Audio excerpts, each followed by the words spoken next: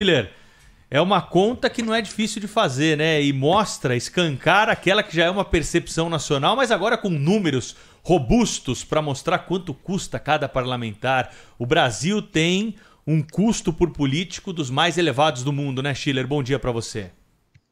Tudo bem, Pedro? Prazer falar contigo, Eduardo, nossos Bom dia, ouvintes. Olha, Sheila. bom dia. Saiu uma pesquisa na semana passada, foi feita por professores ali, o professor do INPA, o professor Luciano Castro, né? Inclusive houve um seminário muito interessante, eu pude participar em conjunto com a Câmara Federal para análise da conjuntura política, mas também de dados mais estruturais sobre o nosso sistema político, né? Por que isso? Porque tem muita coisa sendo discutida hoje no Brasil que tem a ver com esses números, né? O Pedro deu uma entrada aqui já nos números, né? No dado. Nós estamos discutindo mudança das regras eleitorais, né? Se vamos migrar para o distritão, se não vamos, se vamos mexer na cláusula de barreira ou não. Cláusula de barreira ou cláusula de desempenho é um limite que se põe em termos de votação nacional para um partido para que ele tenha representação na Câmara. Então tem um poder de limitar o número de partidos.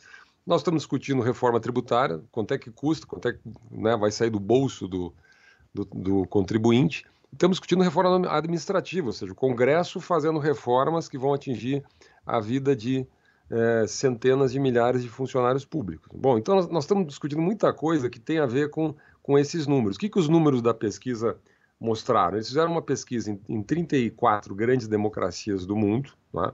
34 democracias, incluindo o Brasil, para comparar uma série de dados. Então, o primeiro dado é esse. Quer dizer, o Brasil tem o maior custo per capita por parlamentar do mundo, né? Eles contaram aí, evidentemente, senadores e deputados federais. O Congresso brasileiro, só para a gente às vezes não sabe esse dado, né? Ele tem mais de 28 mil funcionários, o Congresso Nacional, né? Ele tem um orçamento perto quase de 3 bilhões de dólares. Quer dizer, então ele é o segundo mais caro do mundo em valores nominais, só perde para o Congresso americano, não é? Mas per capita ele é o mais caro disparado. O dado é o seguinte: cada parlamentar, em média, custa 528 vezes a renda média do brasileiro, né? Eles fizeram, para comparar 34 democracias, eles precisavam de um critério. Então, o critério que os pesquisadores utilizaram foi o seguinte: quanto é que custa cada parlamentar relativamente à renda média do país que ele representa, dos eleitores que ele representa, né? Então, o Brasil ficou disparado. Outro dado que o Brasil também está disparado em primeiro lugar é o custo do Congresso relativamente ao PIB, não é? Então, o Brasil tem 0,15% do PIB custa o Congresso Nacional. Só para ter uma ideia desse dado, o segundo país mais caro do mundo em termos de Congresso, de parlamento, de representação política, é a Argentina. Só que a Argentina é 228, então é menos de metade aí do custo, 228 vezes a renda média do argentino, né? Então é disparado menos de metade do custo brasileiro. Um outro dado que que chama atenção na pesquisa é que o Brasil também é o país que mais transfere dinheiro para os partidos políticos, né? O Brasil tem eles fizeram o cálculo em dólar para ter a comparação internacional. Então, o Brasil transfere por ano 446 milhões de dólares para os partidos. Em segundo lugar vem o México. O México lá atrás um pouco, com 307 milhões. E aí, para ter uma ideia, os Estados Unidos transferem quase nada, porque os Estados Unidos têm um modelo de financiamento privado, né, empresarial, individual, os super PACs, e transfere 20 milhões só, né? Então, quer dizer, o Brasil, de novo, ele é o país... Por quê? Porque nós temos o fundão eleitoral e o fundo partidário. Se somar o fundão eleitoral, o fundo partidário, você chega nesse valor, né? De novo, são decisões que são tomadas em Brasília, né, são discutidas, a gente conversa aqui na imprensa, etc. Mas o fato é que o sistema político vai tomando essas decisões. E por último, acho que um último dado interessante, o Brasil é o país também recordista mundial em pulverização partidária, não é? Então o Brasil eles fazem uma conta, que é um padrão na ciência política, são os chamados partidos relevantes, ou seja, partidos que têm um tamanho suficiente para afetar decisões no Congresso. Então o Brasil é um pouco menos de 16, porque tem a média que faz de cada ano do mandato, mas vamos lá, arredondando aí, 16 partidos relevantes. Em segundo lugar está a Bélgica com 10. Então nós estamos muito na frente também a pulverização partidária. E a pulverização partidária, a fragmentação, ou seja, quando a gente faz análise política é até difícil, né? Aquela sopa de letrinhas que tem no Congresso Nacional, ela existe muito em função desses outros dois elementos que eu coloquei antes. Quer dizer, como tem muito financiamento para partidos no Brasil, tem muito incentivo para criar partidos. Como o Congresso, aliás, o Supremo derrubou lá em 2006 a cláusula de barreira, que era uma cláusula de barreira de 5%, ou seja, o partido tinha que fazer 5% da votação nacional para entrar no Congresso, que era uma cláusula bastante dura, tá? Para ter representação no Congresso. Ela foi derrubada, o Brasil ficou 11 anos sem ter nenhuma regra sobre isso. Em 2017 se criou uma nova cláusula de desempenho, bem soft, que vai chegar em 2030 com 3%, mas mesmo assim já tem produzido alguns efeitos. E mesmo assim, no Congresso, essa comissão tem muita gente defendendo já derrubar essa cláusula de barreira. Acho que não vai acontecer isso, mas já existem pressões, né? Então, a minha pergunta final dessa análise toda é...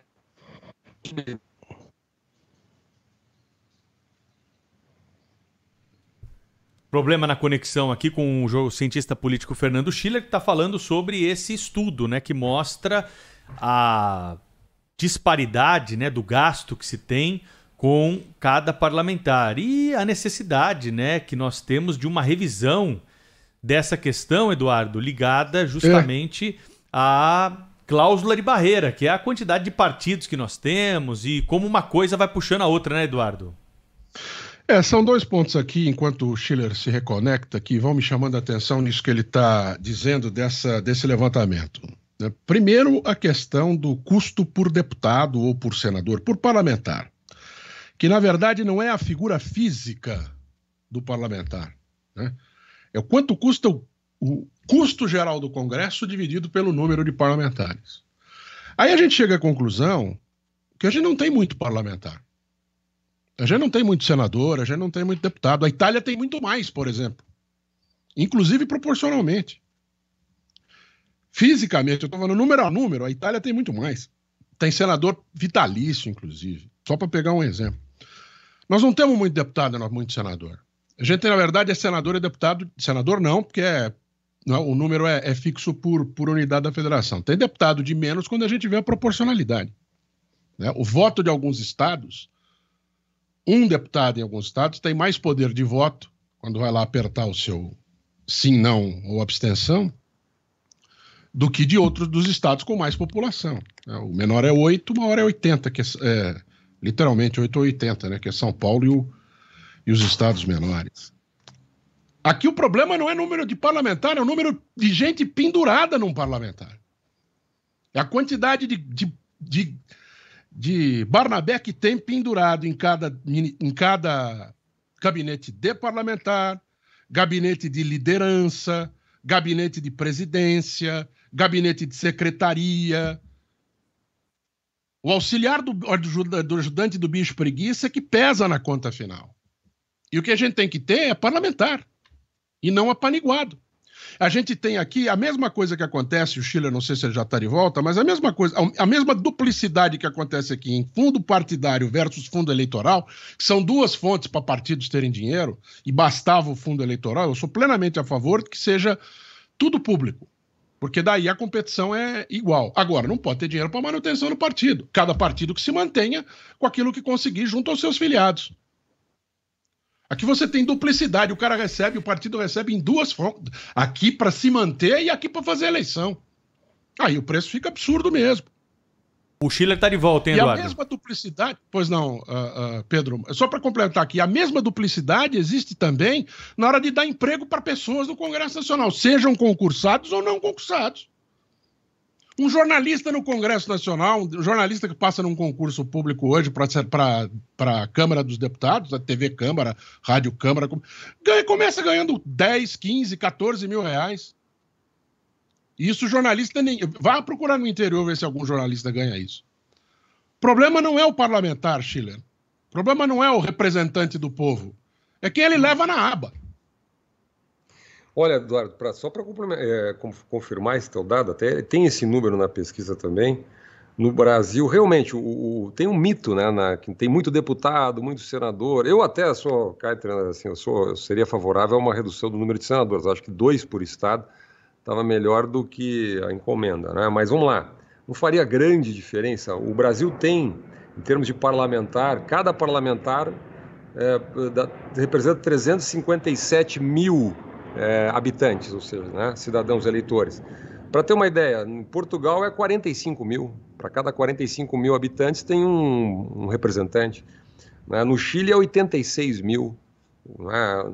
Nos Estados Unidos é o único país que tem uma ratio, né? uma relação maior. Tem quase 600 mil americanos, um parlamentar. Né? Mas o Brasil está, digamos assim, nesse quesito nós estamos até que bem. Viu? Nós estamos até que bem. O problema realmente não é o número, não é o tamanho do Congresso, que pese ele poderia reduzir, eu acho que no Senado daria para fazer essa redução, mas não é esse o problema.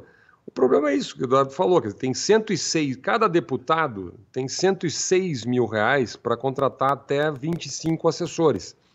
Eu pergunto toda hora em Brasília, né, por que tem que ter 25 assessores? Ninguém me responde, né, não tem que ter 25 assessores. Um deputado funciona bem com 8, com 9, com 10 assessores, né? Até porque a Câmara e o Senado têm a consultoria legislativa, que são economistas, são analistas, são, enfim, gente muito especializada e que ganha muito bem. Está todo mundo ganhando no teto lá, nas consultorias legislativas, ou perto do teto. Né? Vamos lá, o deputado tem 11 mil reais por mês de despesa médica. Tem a despesa médica, ele é reembolsado. 11 mil por mês, dá 10 salários mínimos. Né? O deputado tem, por exemplo, uma coisa que eu acho incrível, ele tem o auxílio mudança. Então, vamos lá, o deputado ganha 5 mil, um pouco mais, 6 mil reais de auxílio mudança. Só que se ele se reelege, a maioria ela se reelege, ele não precisa mudar de cidade, só que ele ganha também o auxílio mudança. Por que ele ganha o auxílio mudança? Porque ninguém reclama, não tem movimento contra. Então, quer dizer, a pergunta é assim, essas coisas podem mudar? Podem, né? Elas mudam de maneira muito lenta. Agora, se não tiver pressão das pessoas, hoje está em internet, etc. Recentemente, a Câmara de Vereadores de São Paulo ela fez um plano para aumentar o número de assessores. Houve uma reação na internet, com grupos e etc. de pressão, e acabou a Câmara recuando. Né? Então, eu acho que a sociedade precisa tomar conta. Nós já nos acostumamos com isso no Brasil. Né? Então, eu acho que antes de falar em aumento de carga tributária, antes não sei o quê, eu acho que o Congresso podia dar o exemplo, cortar um pouquinho na carne, para mudar essa estatística aqui, que cá entre nós não é muito simpática para nós, né? Cientista político Fernando Schiller conosco, participa toda semana do Jornal Gente, ele volta ao longo da semana com outro assunto. Um abraço para você, bom trabalho, Schiller. Boa semana, grande abraço.